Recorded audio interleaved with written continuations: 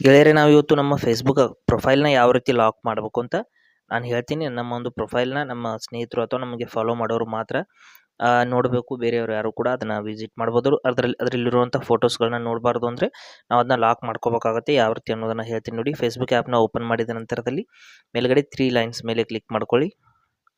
ನಂತರದಲ್ಲಿ ಕೆಳಗಡೆ ಸ್ಕ್ರೋಲ್ ಮಾಡಿಬಿಟ್ಟು ಇಲ್ಲಿ ಸೆಟ್ಟಿಂಗ್ಸ್ ಆ್ಯಂಡ್ ಪ್ರೈವಸಿ ಅಂತ ಆಪ್ಷನ್ ಇದೆ ನೋಡಿ, ಅಲ್ಲಿ ಕ್ಲಿಕ್ ಮಾಡ್ಕೊಳ್ಳಿ. ಸೆಟ್ಟಿಂಗ್ಸ್ ಆ್ಯಂಡ್ ಪ್ರೈವಸಿ ಅಂತ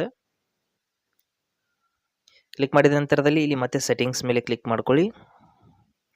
ಸೆಟ್ಟಿಂಗ್ಸ್ ಮೇಲೆ ಕ್ಲಿಕ್ ಮಾಡಿದ ನಂತರದಲ್ಲಿ ಕೆಳಗಡೆ ಬಂದು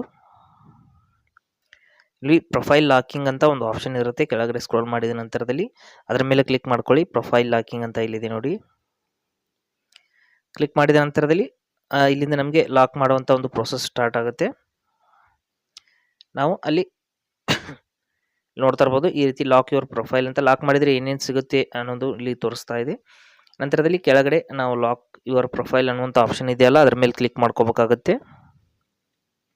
ಇಲ್ಲಿದೆ ನೋಡಿ, ಲಾಕ್ ಯುವರ್ ಪ್ರೊಫೈಲ್ ಅಂತ ಕ್ಲಿಕ್ ಮಾಡಿದ ನಂತರದಲ್ಲಿ ನೋಡ್ತಾ ಇರ್ಬೋದು, ಯು ಲಾಕ್ಡ್ ಯುವರ್ ಪ್ರೊಫೈಲ್ ಅಂತ ಬಂತು. ಈ ರೀತಿ ನೀವು ಸಿಂಪಲ್ ಆಗಿ 2 ರಿಂದ 3 ಸ್ಟೆಪ್ನಲ್ಲಿ ನಿಮ್ಮ ಒಂದು ಫೇಸ್ಬುಕ್ ಪ್ರೊಫೈಲ್ನ ಲಾಕ್ ಮಾಡಬಹುದು.